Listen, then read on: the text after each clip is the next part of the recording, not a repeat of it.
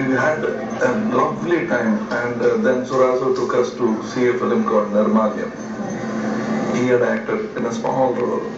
That introduced me to one of the greatest Malayalam cinema I have seen in Norway. So we were, and then we started doing many films together. Then we'll always say that if we come into Cochin, we'll say, Soman sir,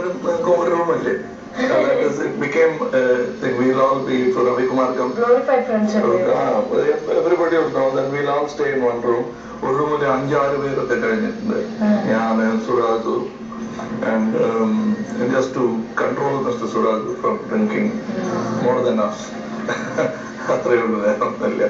അതുപോലെ we would spend time together, and then രാവിലെ Jayan would come and say, all your abuses and sins are enough, come, 6 മണിക്ക് we'll start running near part of exercise. I'll go with him. Then I'll come back, and it was like that. We'll get into a shit, and he treated me like a younger brother. And I look like a fan. I miss it very much now, because in other industries. But when I see now Karan Johar, they are like that. I feel that teaming up, everyone ചെയ്യും. സുമാരിയേച്ചി ഒന്ന് വിളമ്പി കൊടുക്കും. Then they will, suppose we are unwell, fever ആണെങ്കിൽ അമ്മയെ പോലെ they will take care. They do everything.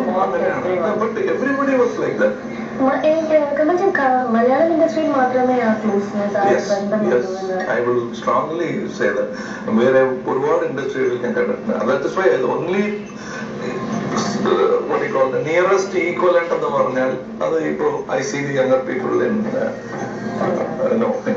Bombay. Our നാട്ടിലില്ല. It's a very rare opportunity that we got.